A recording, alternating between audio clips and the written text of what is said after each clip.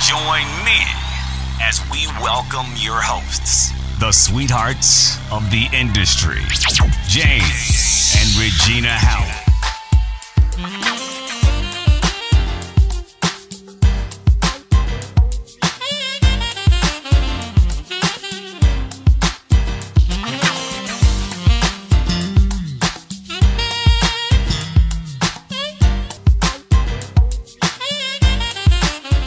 Welcome everybody, this is James Howard from a Sound Voice Live television show. We're here backstage at How Sweet the Sound, and look who I have with me, the man, I trust you, you survive, James Fortune, and like Regina always says, in fire. Mr. Fortune, pleasure for you to be here. Tell us what this means to you, being at How Sweet the Sound.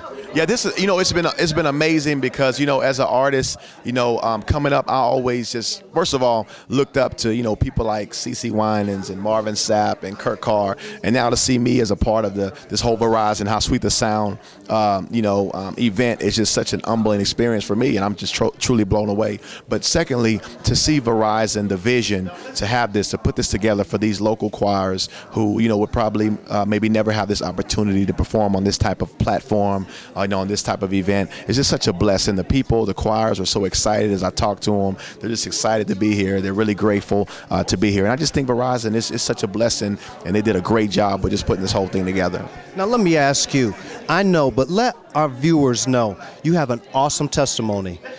And tell them first about your testimony and encourage somebody, because there's a lot of people going through right now.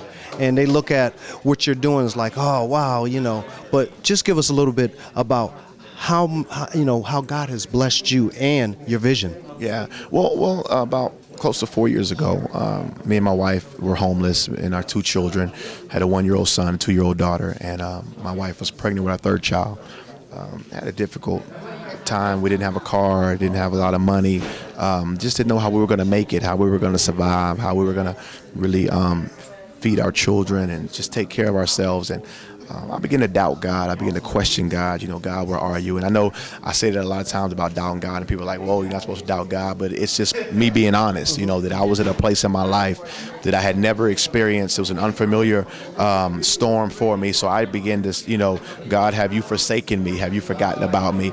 And it was at that moment God began to share, James, you have to be able to trust me even when you can't see me and even when you don't know why you're going through what you're going through. And he said, if you can trust me now, I'm getting ready to totally blow your mind. And it was at that moment that I began to get the words of this song, God, even though I can't see you and I can't feel your touch, God, I still trust you. God, I still love you. And God took that song and used it to bless this nation. And it was a #1 gospel song for 30 weeks in a row. And to see that God had to place me in that situation in order to get something out of me that he knew was already inside of me, I truly now can understand why I had to go through that. So whatever you're going through, the Bible says that God's no respecter of persons, that if God brought me out, if God delivered me, he can and he will do the same thing for you. But you got to trust God. You got to have faith, knowing that God's going to work it out for you. That's so awesome. And in this time, it's so funny that you say that, because what God did for you, he did it, and the way he did it, nobody else but him can get the glory. You didn't have to go back and say, well, I owe this person, I owe that person. God put you in a place, almost like in the wilderness, to bring you out, to show his hand, to show. Now, I got a question. The #1 song in the country for over 30 weeks. How was that for you?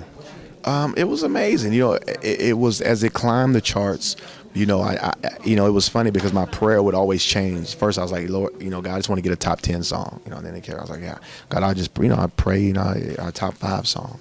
Then I got to the point to go into #1. I was like, wow, can I get #1 song, my first #1 song in my career? And when it went #1, I was just grateful. And then weeks went by, and it was still #1, and weeks and weeks and months went by, and 4 months went by, 5 months went by, 6 months went by, 7 months went by, and it was still #1. And it was just an amazing. I was totally blown away, and just truly grateful, because the song that was #1 before I went #1 was Never Would Have Made It, and we knew how long that had been #1. So to see a no-name artist like myself, who nobody had really heard of, it's just a true testament to artists and people out there who are aspiring to do this, that God can really bring you from total obscurity into notoriety if you just remain faithful and remain humble and remain true to him.